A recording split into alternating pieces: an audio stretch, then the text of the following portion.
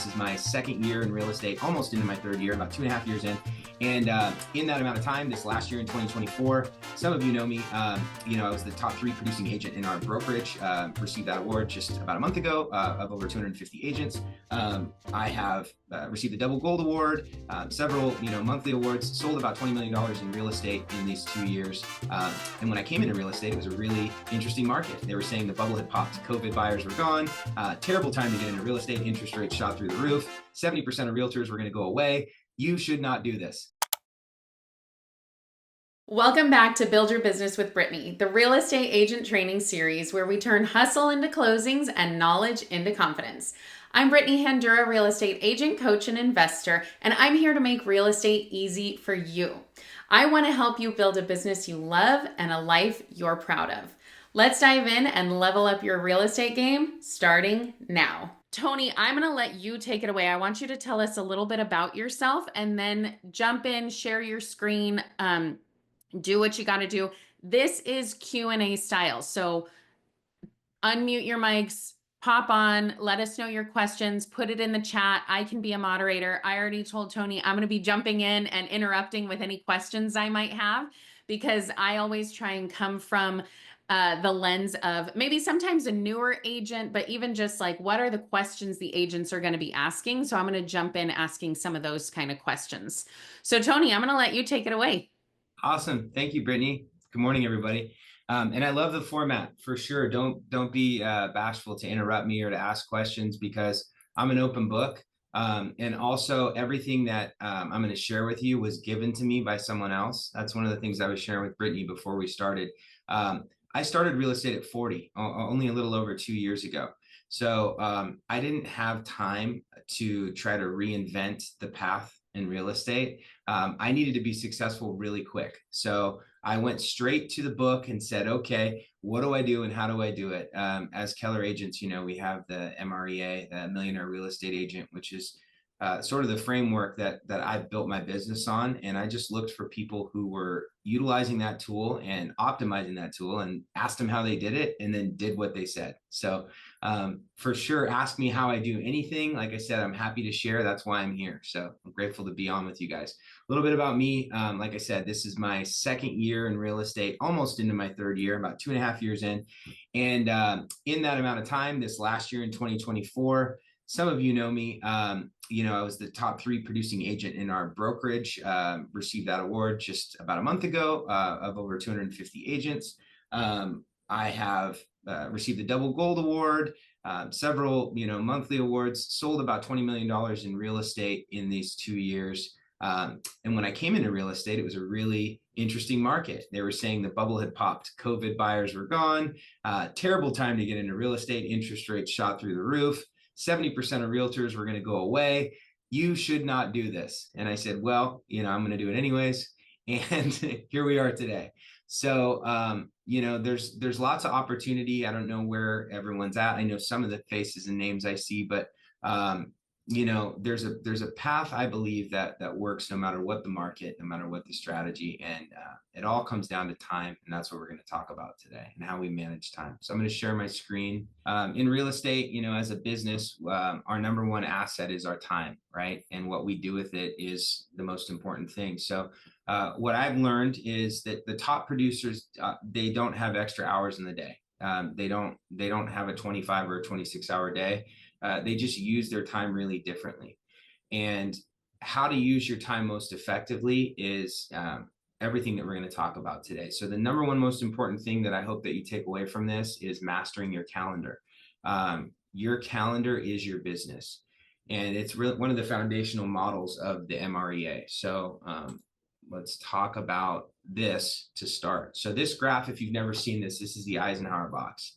This is a really important tool. It asks some really important questions for what you should be doing and what you shouldn't be doing. I'll just give a quick overview. It's pretty self-explanatory. Let's say that something comes up today. The first question you ask, is this urgent and is this important? I like to think of this as a house on fire, right? If the house is on fire, it's urgent and it's important that you put it out. So that's not something that you wait on. You do it right away. Doesn't need to get calendared. It's urgent and important. Hopefully we're not operating like firemen with our houses on fire every day. really the box we want to be in the most is things that are not urgent, but are important. So when we get to something that's not urgent, it's not on fire, but it's important and we need to do it, we need to schedule it. And everything that's important in my life is scheduled because I need to be able to monitor what I'm doing and what I'm not doing. I can't manage my time if I don't know what I'm spending my time doing. So that's box number one. Box number two, or box number three, if you take the house on fire into the equation, is it's urgent, but it's not important. This is what I like to define as working on your business versus working on busyness. And there's a big difference there. You know, lots of people can do a lot of things in a day, just being busy and not really go anywhere. And for me, like I wanted to go somewhere with my business. So I needed to be able to work on my business and not get distracted with busyness. Now, one of the things Gary Keller says is if you don't have an assistant, you are one. And eventually you'll reach a point, which is the point where I'm at now, where you have a lot of things that you need to delegate away, but you don't have a person. So I'm in the process of training an admin, office admin right now, so I can delegate some of those tasks because I need to focus on what's not urgent but important in my business. And we're going to get to what that is. And lastly, if it's not urgent and it's not important, don't do it. You know, when we're talking about time management, everyone likes to, you know, doom scroll or watch TV or whatever. But if you want to manage your time effectively, you can't spend a lot of time doing what's not urgent and what's not important.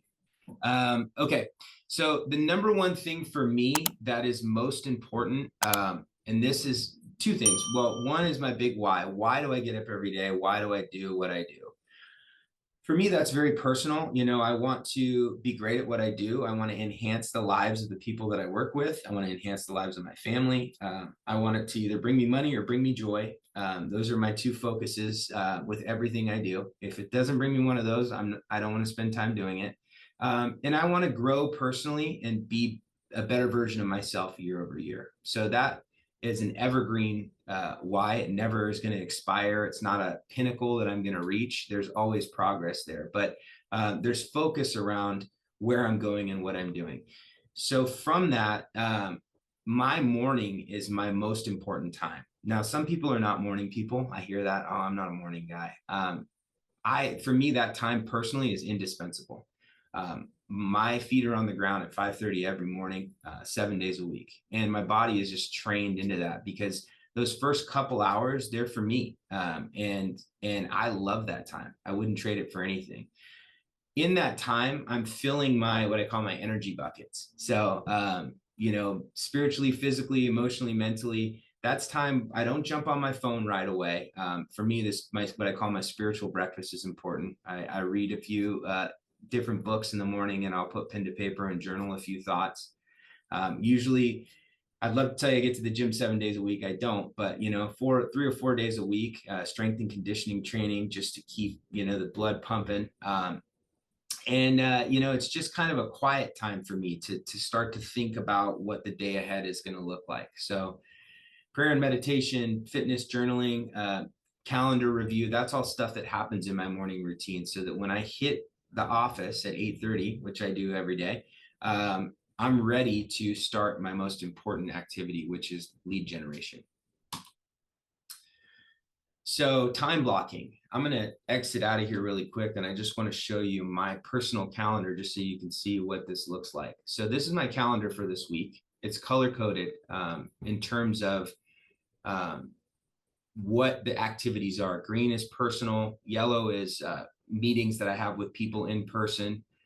Blue are my lead generating business activities. These are inspections and things. Red is inspections for listings and activity that I have. And then I also have investment goals. So I spend some time on investment activity. Now, if I jump forward to the next week, you'll see, up here, it looks a little different. So I do the erase and replace with my schedule, meaning I have my weeks planned out with the activities that I need to do every day to generate business, but obviously things come up, appointments come up, showings come up, and so forth. So I erase the activity that I've got scheduled and replace, but you'll see there's some vacancy on my schedule.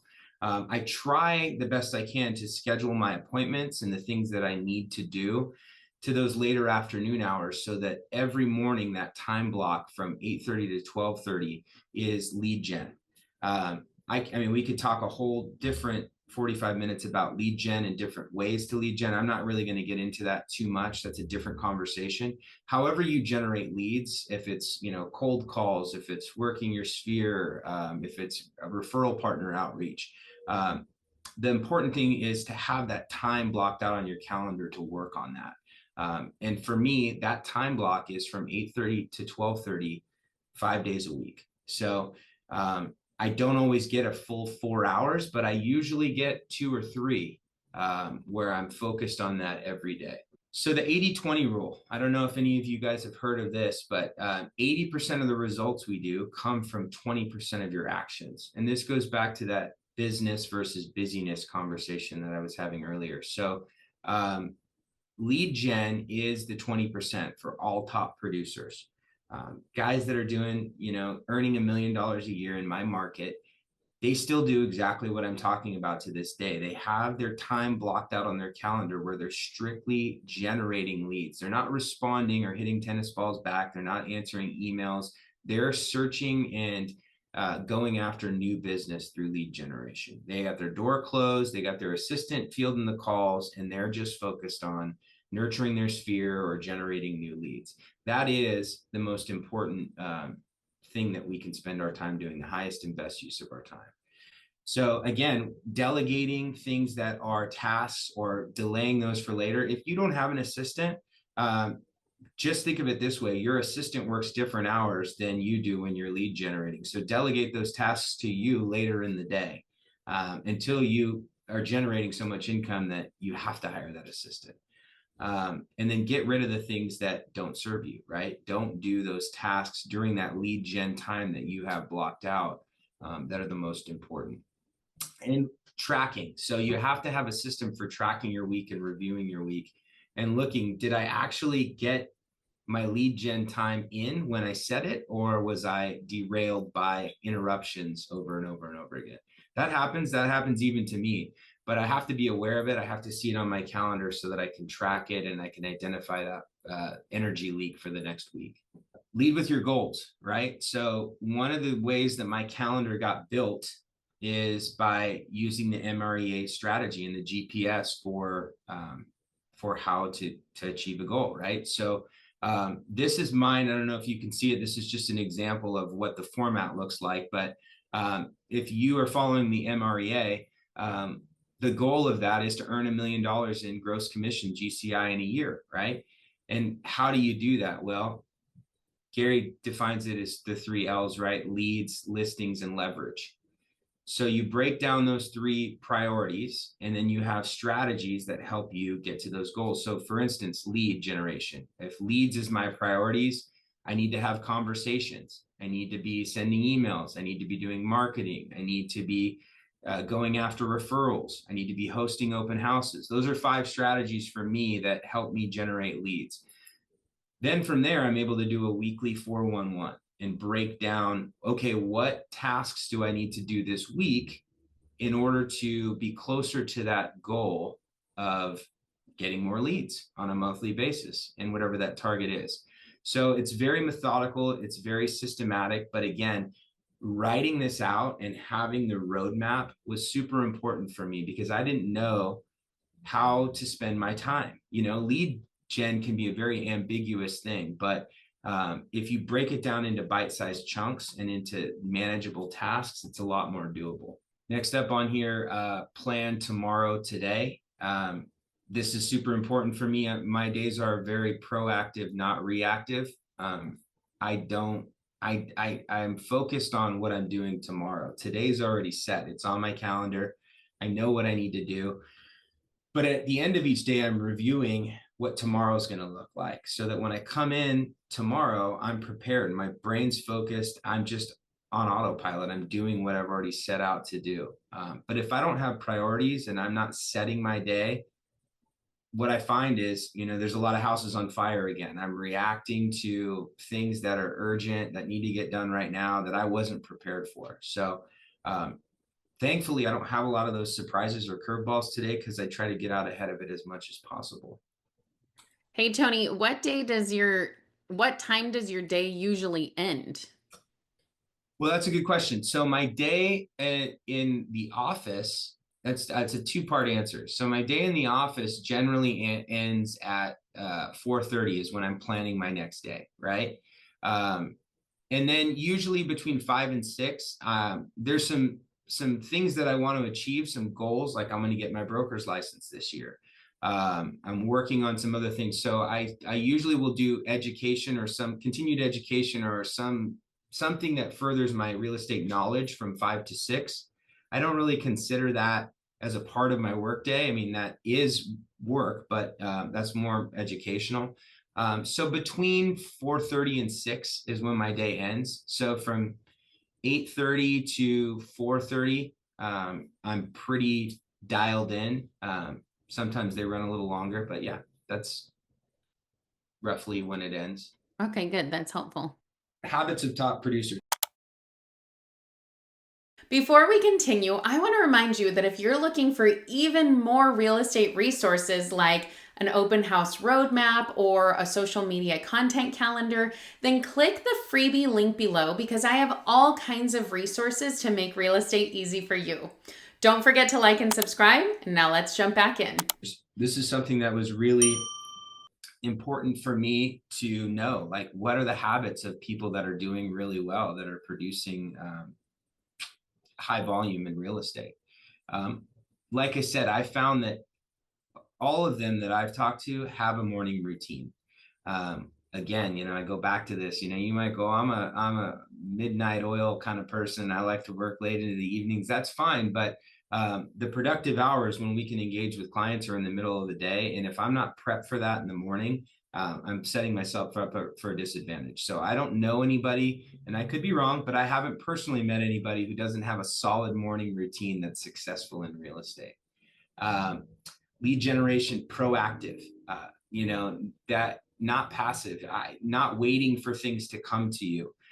When you build a business and you start getting referrals and it starts to gain momentum, there are certainly some things that come to you, which is great. It is like a hockey stick in real estate where, you're kind of going like this. And then after a while of that, task, it spikes up.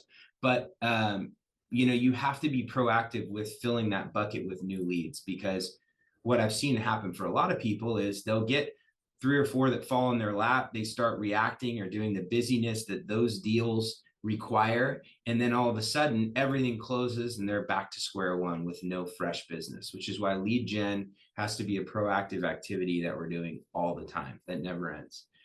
Regular time audits, people that are successful, the top producers, they all have a way to audit and manage their time. I have a couple of different things that I do, but one of the things on my calendar, and I just keep jumping back to this, is the insights. If you look to the right here, the time insights, it shows me the pie of how my week is breaking down. So if I go back a couple of weeks, you can see, a little more personal this week, a little less business, which is good. I got 4 hours in a golf at the country club on a Wednesday. So it's not all work, but I log all that stuff because I want to know where my time is going. I have to audit it. Otherwise, I don't have a metric for success or failure. So here's a sample day in the life, right? This is kind of what the loose framework for what my day looks like. 5:30 a.m. Like I said, I wake up, do my morning routine. 7 a.m. I'm usually in my home office. That's another thing too, as an aside. I have a beautiful home office, great multi-screen setup, super comfortable, everything that you could want in there. It's so distracting for me because I'm at home, and there's, laundry that needs to get in, and I can't work in an unclean space. So I got to tidy the office a little bit, and I'm going to go have a snack. So I work from my home office when I have to, and it's a great place for me to do little touches. But I keep an office at the Pismo office, and I'm in here, almost, 5, not 6 days a week. And I show up like, I treat it like a business. I show up to work. Outside of this door, there's a lot of activity, a lot of top producing agents. If I go out to the coffee pot, I've made deals out there where, hey, this is falling out. This one's coming back on the market. Oh, I've got the perfect buyer. So that doesn't happen in my home office. So, that's an important distinction. But I do my goal review and my planning there in the morning, usually before I take my kids to school. That's another thing. I'm a single dad. I got 2 daughters. So for the person who says, oh, I can't do it because, I'm a parent and that takes up a lot of my time, I do that too. I go to all the volleyball games, pick them up and drop them off. I'm the guy. I do it. I know how to do both because they're both on my calendar. Now it's summer vacation. Thank goodness. I don't have to do those morning runs anymore. But goal review and planning happens at home. Then I hit the office. I'm in my lead gen time. My afternoons are free for client appointments. If I don't have client appointments, I'm just doing more lead gen. So, I'm in the office. I'm doing it. Generally speaking, though, most days, there'll be something that pulls me out of the office in that 1 to 3 window. And then I'm winding down my day with reviewing my admin, my CRM, inputting things in there. I use Command. Again, I could do a whole nother 45 minutes on Command and what my CRM looks like. All I'll say is you have to have one, whatever it is. That's another part of time management. Well, if I could jump in there real quick, actually, because I do get lots of questions of like, what CRM do you use? And I tell people, use what you're going to use. And Yeah. for us at KW, we have Command that is not free. We pay for it, but it's included in what we pay for. And so in your day, like in your day in the life, how much are you in Command? That's a great question. I'm in it all day. The entire time that I'm lead generating, I'm in Command. So my lead generation is all people that are in my database and in my spheres. So my first 25 conversations in a day are people that I've been interacting with and have shown some interest. So I'm either following up with additional properties, I'm following up on a listing that they're considering listing. They're warm leads and conversations that have already begun. And Command tells me each day who those people are. There's 600 active people in my database right now. And at any given day, I've got 25 or 30 tasks of, calls that I need to make that Command is telling me you need to make these. It's another thing where I'm not reacting. It's proactive and that's already set up for me. So I'm logging those conversations. I'm logging those notes. Hey, I met Donna. She's 92 years old. Her dog's name is Pebbles. Her son is Jack. Her daughter's Jill. They own a coffee shop. All those notes so that when I revisit that conversation, when she pops up in my queue again, I pick the conversation right up where I left off. And for me, everything is relational, right? So I have a lot of relationships that I'm managing. I can't possibly do that without really intimate notes in my CRM. Yeah, I agree 100%. Thanks for cool. throwing that out, because I do think it's helpful for people to hear that and know that people actually are using Command on a daily basis at a high level. Because I know even veteran agents who are like, I just can't wrap my head around it. And I'm like, well, what do you use? And they tell me they use their phone. And I'm like, you're missing out on so much, or you're just like so disorganized because you're like wasting so much time, because you could be so much more organized if you used Command. Yeah, and if you follow the MREA playbook, which is another thing that I recommend, the first thing that it talks about is cleaning up your database, right? So if you've got everybody in your phone, great, dump them all into Command and then start to categorize those people in terms of their temperature. Are they a potential buyer? Should they be archived? Are they hot? Are they warm? Are they, what? All of those things are tags that I have with my people, and I market to them differently. I don't send out, blanket, I do market updates and things like that, but most of my attention to my clients is very focused and tailored to their level of interest and what they like. And it's not complicated. It's a little bit of front end work, but once you do that front end work, just like with the 411 and the GPSs and all that, it solves all the problems. It answers all the questions. So there's a little bit of pain in the front end, but do it. It's worth it because you're building a business that can sustain you through any market. So we talked about this, time management tools, the calendar. I use Google Calendar. I use the whole Google suite of Google Drive, Google Docs, Google Notes. It's cloud-based. It's with me wherever I go. If I jump on any computer and I'm, log into Google, I've got everything at my fingertips. It's the most efficient for me. I know there's other stuff out there. That's what I use and it works fine. The 411 and the GPS, we talked about that. The CRM, I use Command. We talked about that. If you look behind me, I've also got stuff on my walls. I've got, my active deals and things that are working. To the left of me, which you can't see, there's a calendar that's got, daily tasks or to-do lists, things that I write down. I'm constantly taking notes. I've got a notepad to my left. So I'm writing things on whiteboard. I'm journaling things. I'm putting pen to paper. I find that for me, putting pen to paper gets thoughts out in a different way. So that's something that I'm doing quite a bit. But I'm using all the technology, cloud-based things as well to leverage my time. This is important. So if you're new or fairly new and you're struggling to figure it out, or you want to catapult yourself forward, I would suggest either joining a team or hiring a coach, because accountability is a super important thing. My first hire before my admin was a coach. And even, the best athletes in the world, they still take batting practice. They still have coaches, and, success is a team sport. Keller is a team. That's one of the best parts about this brokerage. Everyone in this office here in Pismo has been so generous with their time and with their knowledge and with their experience. And all you have to do is ask. And now, I don't have to pay them back. I just have to pay it forward. So that's part of the reason I'm here today, is because, like I said in the beginning, everything that's been given to me, I give freely to you. That's the way it was given to me. It was given to me by somebody who said, hey, I did this and it worked, so you should do this because it works. Accountability is huge, though. I treat my calendar like a contract, and I don't negotiate with myself. I show up for the things that I schedule, but I need accountability. And I have a coach that says, okay, Tony, do I have your permission to hold you accountable and make sure you're doing the things so we can really get honest? And yes, absolutely. I need that. I need somebody going, we're off track here. We need to tweak or modify that, because I have big goals. And I know, just like at the gym or anywhere, with that extra push, with that extra accountability and motivation, I can get so much further than if I go at it alone. Just another form of leverage. So teams are great if you find a team that aligns with your values, or hire a coach. And if you think you can't afford one, I would say that you can't afford not to have one. Lastly, Gary says, you don't rise to the level of your goals, you fall to the level of your systems.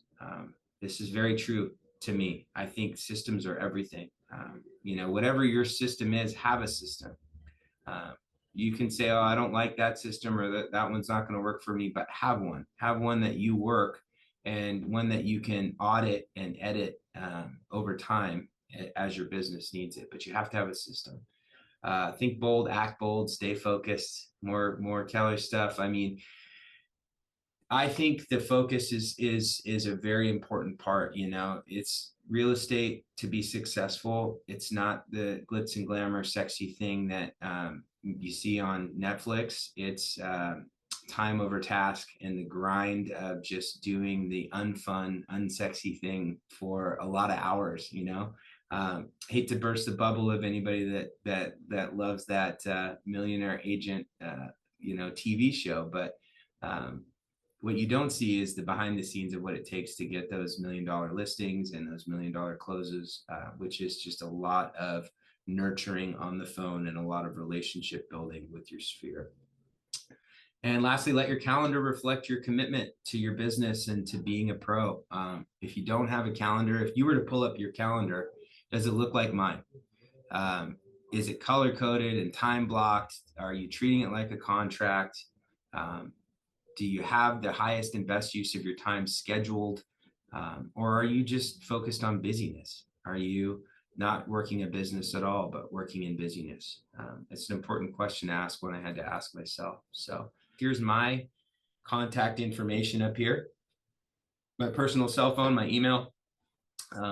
You can always reach out to me. There's a few people on here I know that I see around from my market, but if I can help any of you guys in any way and answer any more questions, I'm happy to do it. So that's all I got, guys. I hope that helped. And don't forget, we're here live every Tuesday at 9:30 a.m. Pacific Standard Time. Join me live to get your questions answered in real time by registering at the link in the description below. Let's keep building, growing, and closing those deals. And don't forget to like and subscribe and share this with another agent who needs this. You've got this and I've got you. And I'll see you in the next video.